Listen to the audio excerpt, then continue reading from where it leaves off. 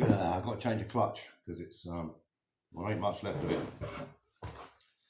You know, the thing's nearly 30 years old. It's never been done, and it's got, well, we don't really know how much it's got on it because it's only got a 5-digit odometer. But I reckon it's got something like nearly 280,000 kilometres on it. So yeah, I've been putting the job off for a while because I don't want to do it, but you know, needs must. Check the parts. It's got a release bearing because, you know, if you're going to have the transmission off to do the clutch, you might as well do the other bits. Pilot bearing. Let's check this. This was annoying. I bought one of these and it was a bugger to find. This one goes in the middle of the flywheel, so the shaft from the transmission locates in this. Again, you got it's just a crappy little bit of steel bearing up. Anyway, so you know, I didn't get to do that last time I was here because didn't have this part. Couldn't find it.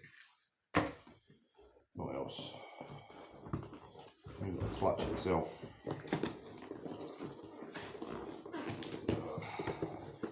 This should be the pressure plate.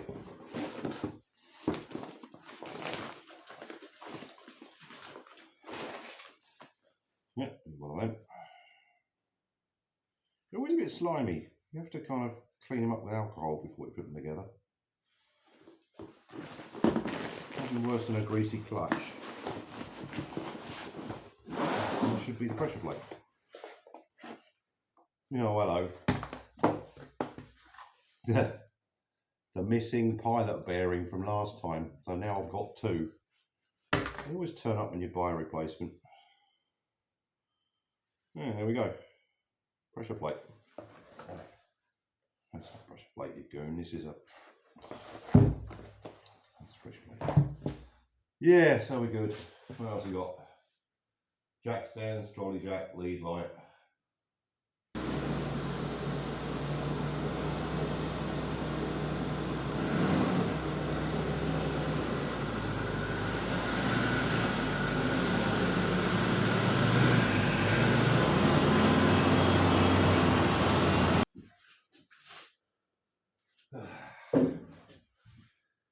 Yeah, so first battery, then pull the starter, then we'll jack it up and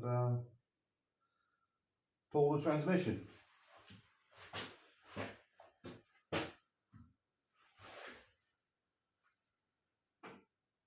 Good news is that oil leak from the back of the camshaft onto the distributor housing is sorted. Yeah, result. There we go. Starter motor down here somewhere. There's the solenoid. So get my hand in here somewhere. Pull off the bolts. God, who did this? Someone with very little hands.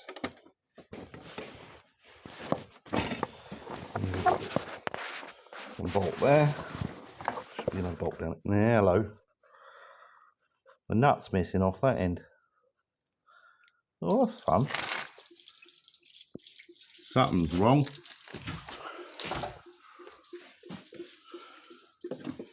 Hello. Oh God, we've lost the fitting from the. Yep, so we're losing all the coolant. Ah, bugger, this is going to be a bigger job than I thought. And it's made a big wet puddle. Oh well, better in here than on the road somewhere.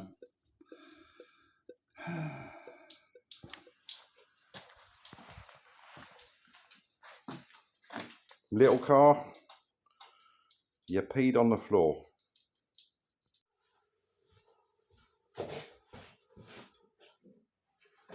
Yeah, so we start motor out.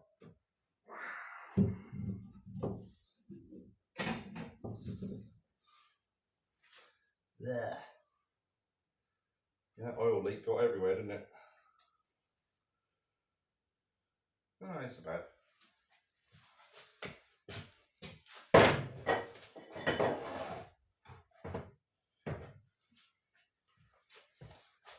There we go, one oily starter motor, which was only held in with one bolt.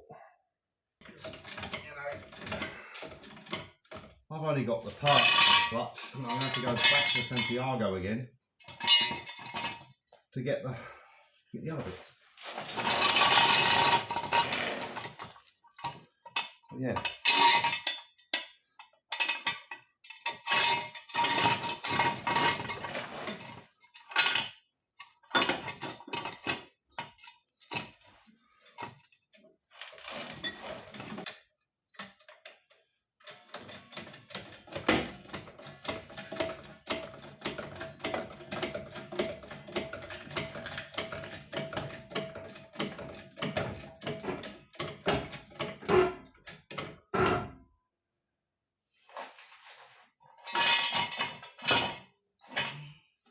Yeah, so this has turned into a bit of a disaster.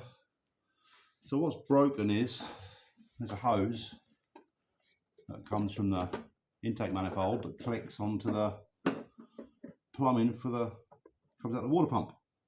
So obviously heats things. Hello, camera moved. Anyway, so the fitting broke, which means I've got to change out this manifold thing that goes all the way up to the water pump. Which means you've got to take the water pump off.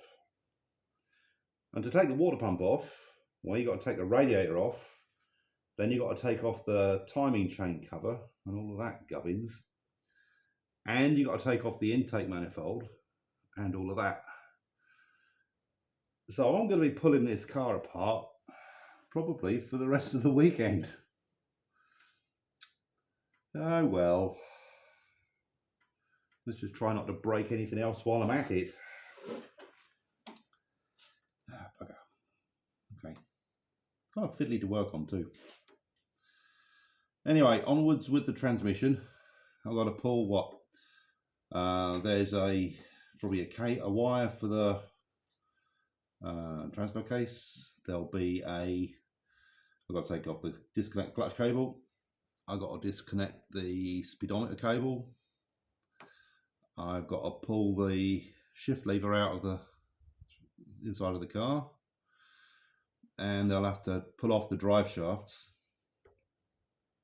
and there's a chassis cross member underneath that's got to come out. What else? Oh yeah, gearbox mount, and yeah, then some reassembly required. All right. Welcome to my Sunday morning. We're under the Suzuki. We've got to pull the gearbox out today. And to do that, I made a thing. A bit of plywood with 4 bolts in it in the right place. And a little knobbly bit on the bottom that my trolley jack can locate on. So on the bottom of the gearbox, there's 4 locating holes. They're not threaded.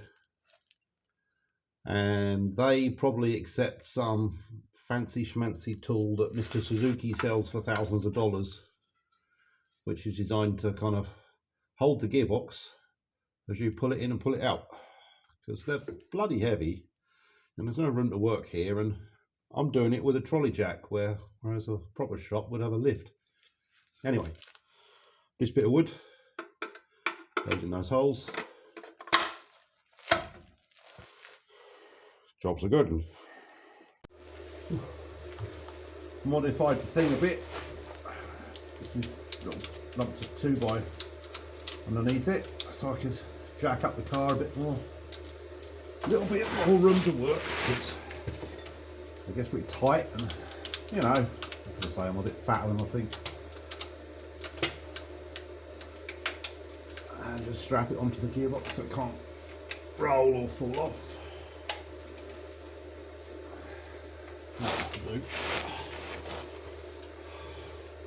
You know, it's times like this I wish my little brother was still around. Well, not only would he have had it done by now, but I think if I'd asked nicely, he would have done it for me. Alright, give this a pull, see what happens.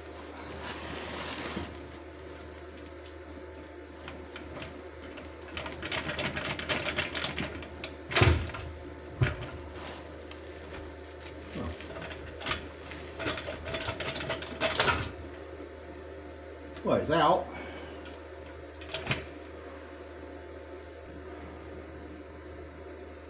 When I meet the idiot who welded this exhaust together, in all the bits where it's supposed to have clamps, I'm going to beat him with it. I mean, really. That was somewhat unnecessary, don't you think?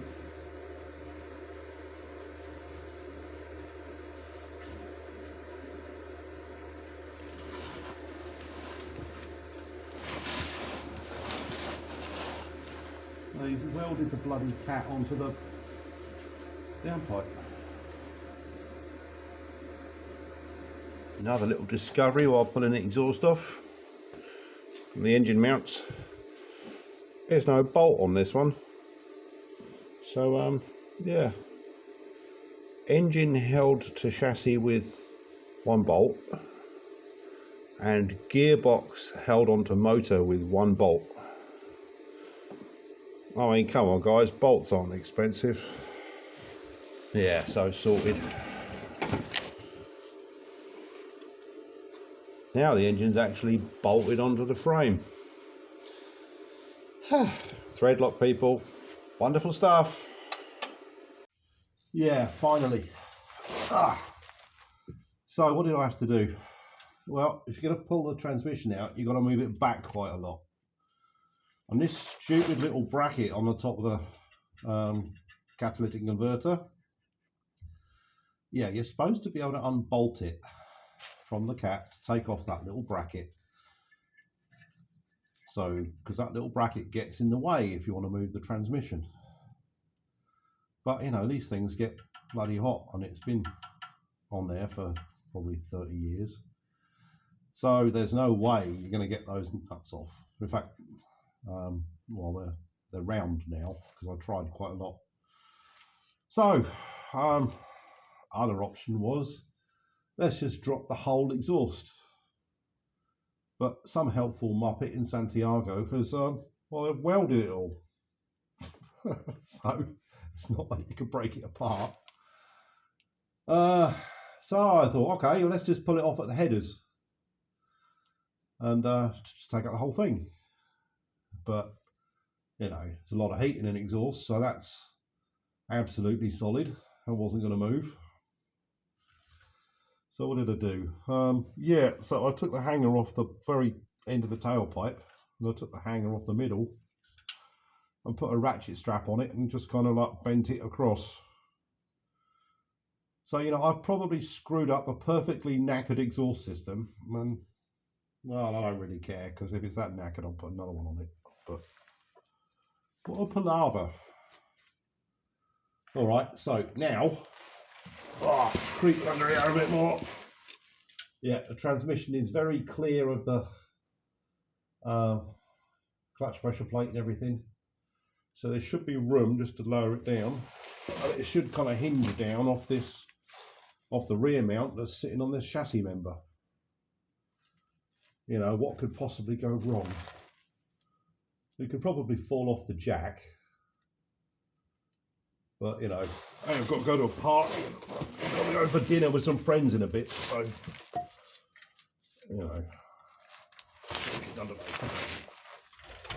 Well, okay. Okay, Bob, safety third. Always remember to lock off the jack. There was actually nothing holding that up. Well, I was under that earlier. Let's just try not to think about that too much. Okay, so, down you come. One. Slowly. Yeah, it's going to fall off that rear mount. Yeah, I really don't like that. I like the whole hinging gracefully and ending up on the workshop floor idea better. Let's just try being a bit more gentle with it.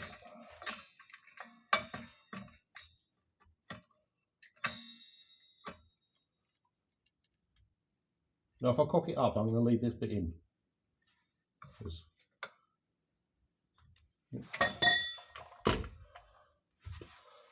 Because, you know, this is not, like my little brother would say, this is not a how-to video.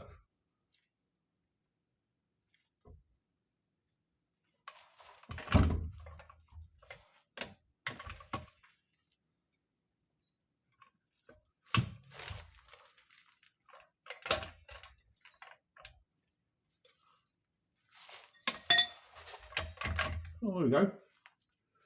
Nearly there. Jack's at the bottom now, so I'm going to have to get up a bit, take the thing off it, and, improvise. I think I've solved the initial problem at least. Of no, it's just oh, there you go. Just backing up a little bit.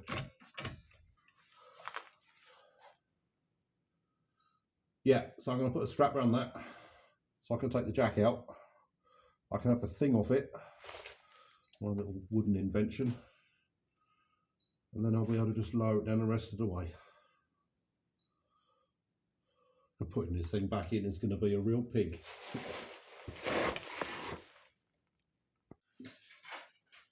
Yeah, so some bits off the car. What's that? That's the transfer case, transfer gearbox. Main drive shaft, front and rear drive shafts. Starter has to come off. Gearbox mount. The shift levers have to come off. To get to everything, all the air cleaner stuff had to come out. And yeah, it's been a fun afternoon. Somewhat greasy. And yeah, a few discoveries. There's only one bolt holding the gearbox onto the engine, which was a bit of a shock. Yeah, I'm kind of counting my blessings that the transmission didn't fall out on the way up here. So, you know, Loctite people, it's good stuff. I recommend it. They do sell it in Chile, you know. Yeah, so yeah, got some parts to clean. Still got to drop the gearbox out of it, and then I can get to the clutch and do what I originally wanted to do. What else? There's a manifold that comes off the water pump, which is all corroded. So when I was prodding around in there trying to get at the starter, one of the fittings broke off it, and it peed water all over the workshop floor. Yeah, not its finest moment. Oh yeah, and the starter motor was held on with one bolt. It kind of explains some of the clunky, rattly kind of nastiness that's been going on. It's held together with luck. Anyway, so while I'm at it, I'm going to tell you a story about my little brother Simon, who passed away about 3 months ago now, which was pretty tragic. Anyway, there are a lot of Simon stories, and I think it's good to share them. And the one I'm going to tell you was told to me by Steve-O, who's, oh, he's been Simon's best mate for pretty nigh on 30 years now. And I caught up with him back in April. We went back to England for the funeral. And yeah, we're swapping stories and having another, you know, best of a bad moment. Anyway, so here's the story. Simon, when he lived in Over, used to have these big parties in his garden, big barbecue parties. And this one particular party, there was like all of his biker mates and racing pals and Steve-O and mechanics, all of that lot, lots of beer, a barbecue, and a bouncy castle. So as the evening had progressed along quite a lot, Simon came up with the idea that he'd swing out of a tree into the bouncy castle, just for grins, because, well, you know, he was like that. So off he goes, swings out this tree, does a perfect kind of parabola over the wall of the bouncy castle and lands smack bang in the middle of it, as intended. But these things are designed for children, not adults. So he hit the bouncy castle and it bounced him back out over the other wall and onto the lawn where he broke his arm. in the middle of this party. But you know, they cart him off to ambulance. Cart him off. I don't know if he had an ambulance or not. Probably one of his mates took him. But I can only imagine what he said to them at the hospital when they said, "So how did you do that then?" That would have been a fun moment. Anyway, yeah. So from time to time, I'm going to share stories about Simon and other things that have happened. And so it's not just car stuff and building. Anyway, I'm going to call it a day for now because I'm still not that well and I'm knackered and I need a bath. So as my little brother would say, laters.